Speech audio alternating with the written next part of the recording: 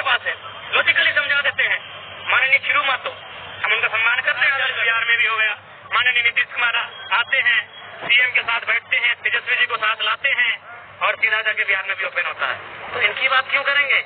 और हमारे चर्चे नीतीश कुमार के पास है और आज हमें दोष देते हैं। आप सबके सब व्यापारी हैं, आपका सारा चिट खोलेंगे 24 में, सारा चिट खोलेंगे, 1 बाय 1 चिट खोलेंगे कि आपका कहाँ जमीन है, कहे वो अकाउंट है, उस जमीन की हकदार क्या है, सारा चिट खोलेंगे। चेतावनी देख लगाए, मुड़िया घर के मचल देख लगा,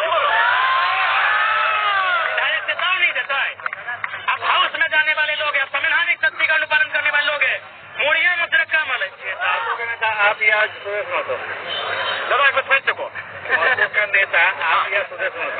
देखिए दादा, हम मतों का नेता नहीं है, हम विस्थापितों का नेता है, नेता भी नहीं है, हम उनका भाई है, उनके बीच का एक बेटा है। I am not a leader. हम अभी तक चाहती थी कि 10 लोगों के लिए कोई आवाज बने, एक आंदोलन हो और जितने शोषित वंचित लोग हैं वो एक जगह आए और इस बार आखिरी अपनी जो अंतिम निर्णायक लड़ाई है, सुनने वाले भी बेहतर है और आप लोग भी बेहतर लोग हैं, लेकिन हमें एक हाउस चाहिए जहाँ हम रख सके, जहाँ बात की गरिमा हो। तो वहाँ हमारे लोग सुन के नहीं जा रहे हैं, इसीलिए हमारा 24 का ये भी लक्ष्य होगा। लोगों ने आरोप लगाया कि आप लोग आंदोलन कर रहे हैं, अब नेता बनने की क्या जरूरत है, MP MLA बनने की क्या जरूरत है। तो हम लोग बोले कि सड़क में आप कितना भी आंदोलन करें, सड़क में कितना भी रखें, जब तक हाउस में आपकी बातों कोई नहीं रखे उसकी गरिमा नहीं होगी।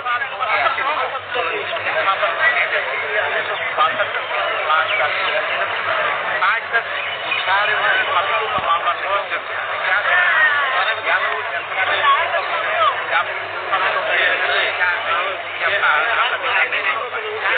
देखिए, मेरा मानना है भारत एक लोकतांत्रिक व्यवस्था है और जो भी नियम कायदे कानून बनते हैं उसमें विधायिका का रोल होता है। यानी हमारे जो जनप्रतिनिधि रहे हैं, कहीं ना कहीं वो उनकी उदासीन सोच रही है या फिर जो भी कारण कहें, क्योंकि ये सर्वविदित है कि जितने भी कंपनी फैक्ट्री स्थापित होते हैं उनमें स्थानीय विधायक रहे, स्थानीय जो दल है, उनके जो नेता रहे, उनको काफी मोटी रकम अदा की जाती है। तो ये कमजोरी उनकी हो सकती है, लेकिन अब हम लोग चाहे विधायक रहे या सांसद रहे, अब हम लोग किसी के आश्रित होकर रहने वाले नहीं है, क्योंकि ये लड़ाई बार पार की है, हमारे पास अब खोने के लिए कुछ बचा नहीं है। तो ऐसी परिस्थिति में अब हम लोग का मानना है कि चाहे विस्थापित की लड़ाई हो या फिर अन्य मुद्दों की लड़ाई हो या बार पार की लड़ाई होगी, चाहे जो भी परिणाम होगा, क्योंकि ऐसा परिस्थिति अगर चलता रहे तो आने वाले 20 सालों में मुझे लगता है झारखंड का अस्तित्व, झारखंड का वजूद समाप्त हो जाएगा। तो इसीलिए आप समझ सकते हैं, मैं इसी आंदोलन की व्याख्या करती हूँ। ये कहीं न कहीं दर्द का आंदोलन था। यदि दर्द का आंदोलन नहीं होता तो 50 लड़के थे, आज 5 करोड़ तक इसकी आवाज पहुंच चुकी है। इसका मतलब सीधा है, ये समय का आंदोलन था, नियति का आंदोलन था, ये हम लोगों का आंदोलन नहीं था। नियति समय चाहती थी कि 10 लोगों के लिए कोई आवाज बने, एक आंदोलन हो और जितने शोषित वंचित लोग हैं वो एक जगह आए और इस बार आखिरी अपनी जो अंतिम निर्णायक लड़ाई उसे लड़ सके। बिहार तत्कालीन बिहार जब था तब स्थापितों का दुर्दशा का कारण क्या है? स्थापितों के लिए 4th ग्रेड का जो है स्थापितों का वो अधिकार छीन लिया, क्या मानते हैं आप? लूटा गैरों में कहा? हाँ बिल्कुल, आपने ये कथन सही है कि अपनों ने लूटा गैरों में कहा था, तो कुछ हमारे लोग भी दोषी हैं। दोषी क्योंकि उन्होंने देखा निजी स्वार्थ।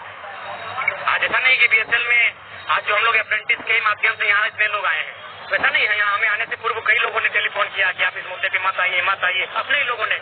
तो कहीं ना कहीं आप बहुत सारे अपने लोग हैं जिनको काफी मतलब धनराशि उनको दान दी जाती है या फिर उनको चंदा के रूप में दिया जाता है, उनको चुनाव लड़ने के लिए चंदा के रूप में जाता है, तो अपने लोग हैं। तो अब 23 सालों के झारखंड ने बहुत दुर्दशा को देखा है। अब अपने रहे या फिर कोई और रहे, अब हम लोग अपना शोषण नहीं सहेंगे, हमारी आवाज रहे, हमारे जो भी लड़ाकू हैं वो अब सामने आकर अपनी लड़ाई को लड़ेंगे, आर पार की लड़ाई लड़ेंगे और फिलहाल हम लोग भी विधिवत लड़ेंगे, एक चरणबद्ध होकर लड़ेंगे, एक सीरीज में लड़ाई लड़ेंगे। बस आपका कुछ सवाल था?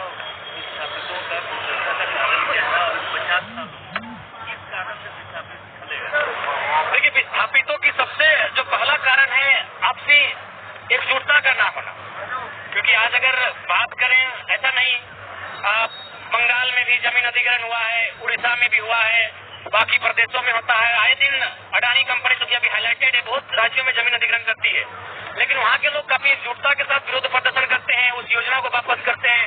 और हमारे जो पश्चिम बंगाल की मुख्यमंत्री है माननीय ममता बनर्जी जी, वो भी टाटा नैनो ने जमीन अधिग्रहण किया था, उसके खिलाफ आंदोलन करके आई थी। यानी सबसे प्रमुख कारण है हमारे लोगों की एकजुटता का ना होना।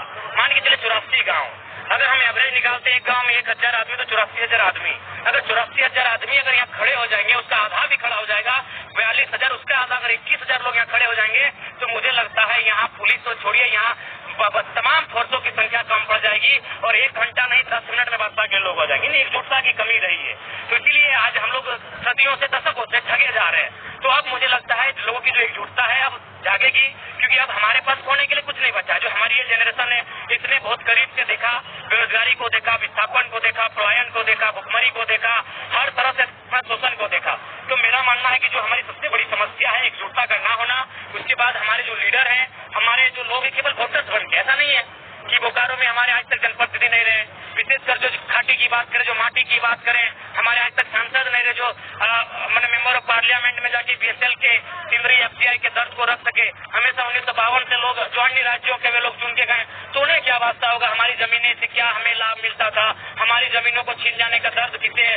तो इसीलिए हम लोग केवल वोट बन के रहे, भीड़ बन के रहे, उसे एक नेतृत्व में तब्दील नहीं कर पाए। जबकि मेरा मानना है अगर बोकारो विधानसभा की बात कही जाए, जहाँ 3 लाख के आसपास अगर वोटर्स है, जिसे मुझे लगता है 2 लाख प्लस हमारे रैयत वोटर थे, जिसमें 1 लाख तो केवल विस्थापित वोटर है। केवल विस्थापित वोटर भी अगर एक जगह स्थापित हो जाए तो आंदोलन करने की नौबत नहीं आती, उनके बीच एक विधायक बन जाता और जीवन भर उनके लिए लड़ता। अगर एक दिन वो लड़ने के लिए आता तो अब तक इंसाफ मिल चुका था। तो हमें लगता है लोकसभा की बात करें जहाँ 18 से 20 लाख हमारी मतदान है, जिसमें हमको लगता है 12 से लगभग 15 लाख स्थानीय लोग वोटर के रूप में है, लेकिन आज तक अपना सांसद नहीं चुन पाते हैं। जबकि इसी क्षेत्र में कोयला है, आपका बागमारा में तमाम फैक्ट्रियां हैं, कल कारखाने हैं, सिंदरी में इतना बड़ा है, निरसा में तमाम आपके मैथन है, पंचायत है, बोकारो में आपका वेदांता है, कहीं डालमिया है, यही आपका बीएसएल है, लेकिन हम अपना मेंबर ऑफ हाउस पार्लियामेंट के लिए आज तक नहीं चुन पाए। देखिए आज हम जितना आपके सामने बात को रख रहे हैं, बेहतर बात रख रहे हैं, सुनने वाले भी बेहतर है और आप लोग भी बेहतर लोग हैं, लेकिन हमें एक हाउस चाहिए जहां हम रख सके, जहां बात की गरिमा हो।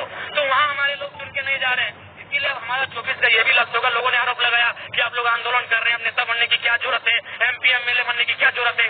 तब लोग बोले कि सड़क में आप कितना भी आंदोलन करें, सड़क में कितना भी रखें, जब तक हाउस में आपकी बातों को कोई नहीं रखे उसकी गरिमा नहीं बढ़ती। इसलिए हम लोग हाउस में जाएंगे और जब जब वहाँ डिबेट होगा, जब जब हमें मौका मिलेगा अपनी बात को रखने का, हम लोग कभी बोकारो बीएसएल का बात रखेंगे, कभी एफसीआई सिंदरी का, तो कभी फ्रेंडशिप जैम का बात रखेंगे, तो कभी डालमिया का, तो कभी आपका डीबीसी का बात रखेंगे। ये बताइए मतों के नेता आप या सुरेश महतो? दादा एक बार फिर चुको का नेता आप या सुरेश महतो? देखिए दादा, हम मतों का नेता नहीं है, हम विस्थापितों का नेता है, नेता भी नहीं है, हम उनका भाई है, उनके बीच का एक बेटा है। I am not a leader, हम अभी तक कोई लीडर नहीं है, ना कोई स्थापित हुए हैं। हम आज भी उनका बेटा है, उनकी दर्द को समझने वाला और उनकी बातों को बेबाकी से कोई सामने रखने वाला। उसके अलावा जो भी लीडर है भैया वो लीडर है, उनको लीडरबाद मुबारक हो। हम एक बेटा है और बेटा बन के ही आजीवन रहेंगे और उनके हक अधिकार की लड़ाई को लड़ेंगे। को चुने और विनीत नारायण जो है कुछ चेतावनी दी है, आप उनके बारे में कमेंट करें दादा। ठीक है, आपका उत्तर पहले दादा का उत्तर। देखिए हम लोग सबसे पहले टारगेट करेंगे कि जहाँ मैंने बेकार सांसद पड़े, जो लोग हमारी माटी से वास्ता नहीं रखते हैं, और विशेषकर हम लोग कम से कम तो 14 में से आधा दर्जन प्लस सीटों में हम लोग लड़ेंगे। हालांकि बहुत चैलेंजिंग है ये कहना, हम स्वीकारते हैं, कहना और करना। एक नई पार्टी बन के एक नए नेता बना स्थापित करना बहुत चैलेंजिंग है, लेकिन मुझे लगता है हमारे पास मुद्दे अच्छे हैं, हमारे पास हमारी सबसे बड़ी ताकत है हमारी निडरता, हमारी जानकारी। तो इस हिसाब से हम लोग बेहतर होंगे। आपके सवाल का उत्तर है बीरन जी। अच्छा, एक उनका कमीशन है ये आप जितने भी नेता है या पार्टी है कह रहा है कि ये जयराम महतो कौन होते हैं, तो आयराम जयराम बहुत सारे लोग आते हैं चले जाते हैं, ये भी आए हैं चले जाएंगे, लेकिन सीट नहीं जीत पाए। ठीक है, जो हम लोग अभी जीत नहीं पाए हैं तो इतना तकलीफ है। आपकी जुबान पे हमारे नाम का चर्चा है, आप कौन होते हैं? हम क्यों पूछेंगे झारखंड के नेताओं को? हमारे चर्चे नीतीश कुमार के पास है। For your kind of information हमारे चर्चे नीतीश कुमार के पास है। लॉजिकली समझा देते हैं। माननीय खिरू महतो, हम उनका सम्मान करते हैं, आदर करते हैं।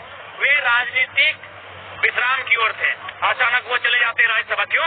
देखा कि झारखंड में एक मूवमेंट हो रहा है और मूवमेंट में जो संख्या है कि इनकी ऐसी बात है, संख्या है लेकिन सबका आंदोलन है, सीधा उन्होंने उठाया और राज्यसभा लेके गए क्योंकि बैलेंस कर सके। और एक बात आई, 40 बिहार में भी हो गया। माननीय नीतीश कुमार आते हैं, सीएम के साथ बैठते हैं, तेजस्वी जी को साथ लाते हैं और सीधा जाके बिहार में भी ओपन होता है। तो इनकी बात क्यों करेंगे? हमारे चर्चे नीतीश कुमार के पास है, उनको नसीहत देंगे कि देखिए पहला बात हम लोग अभी भी चाहते हैं, अरे पॉलिटिक्स में तो आप लोग स्थापित है, कोई 72 से, कोई 85 से, कोई 80 से, कोई 1885 से, आपने ना मौका दिया। जयराम महतो और तमाम जो युवा हैं, जो को आपने न मौका दिया। आप अगर इस राज्य के हितार्थ के लिए, लोगों के दुख दर्द को हल करने के लिए अगर नियम बनाने की बात करते तो हम यहाँ तक आते ही नहीं। लेकिन आपने क्या किया? किसी ने महेंद्र सिंह धोनी के साथ, किसी ने अग्रवाल के साथ, किसी ने वेदांता के साथ, किसी ने टाटा के साथ, किसी ने बीएसएल के साथ पार्टनरशिप में बिजनेस किया। आपको बिजनेस करने के लिए भेजे थे, ये नियम बनाने के लिए भेजे थे। आज झारखंड के सभी लोगों को समझना चाहिए कि हमने व्यापारी नहीं, हमने एमएलए चुना था। ये तो व्यापारी बन गए और आज हमें दोष देते हैं। अब सब के सब व्यापारी हैं। आपका सारा चिट खोलेंगे 24 में, सारा चिट खोलेंगे, 1 बाय 1 चिट खोलेंगे कि आपका कहाँ जमीन है, गए हुए अकाउंट है, उस जमीन की अवधार क्या है। सारा चिट खोलेंगे 24 में कि हमने एमएलए चुना था, एमपी चुना था, या बिजनेस चुना था, कंपनी के दलालों को चुना था। बीएसएल प्रबंधक के चेतावनी दे रहे हैं यार, हमें वैज्ञानिक के चेतावनी दे, विधायक के चेतावनी दिए लगाए, मुड़िया घर के मचेर दिए लगे, विधायक चेतावनी देता है। अब हाउस में जाने वाले लोग हैं, संवैधानिक शक्ति का अनुपालन करने वाले लोग हैं, मुड़िया मुद्रा कमल है शादी जयराम कैसे दर्ज करेगा, क्योंकि 18 विजयी संथाल से भी बुलावा। अरे आप तो बोलना ही भूल गए। जो बार बार ये बोल रहे थे कुर्मी आंदोलन की आदिवासी दूर हैं। सिमडेगा में हमारी एंट्री हो रही थी, आपको जानकारी होना चाहिए। 9 तारीख को मेरा कार्यक्रम था सिमडेगा में। सिमडेगा मतलब आदिवासी बहुल। डर देखिए हमारा कार्यक्रम कैंसिल है और आप कहते हैं कि हम एक समाज बंद के रह गए। सिमडेगा हमारा पोस्टर रिलीज हुआ होगा। 9 तारीख को हम सिमडेगा जाने वाले थे as a chief guest hockey के मैदान में। जानकारी के लिए बता दें, सिमडेगा में हमारा कार्यक्रम कैंसिल हो चुका है। तो किसने कहा कि बाकी लोग हमें सुन नहीं रहे हैं, बाकी लोग हमारे साथ नहीं आ रहे हैं? ये लोग डरे हुए हैं। हमारा कार्यक्रम वहाँ कैंसिल हुआ है। मेरा कार्यक्रम खूंटी में कैंसिल हुआ है, मेरा कार्यक्रम गुमला में कैंसिल हुआ है। किसने कहा कि लोग नहीं जा रहे हैं?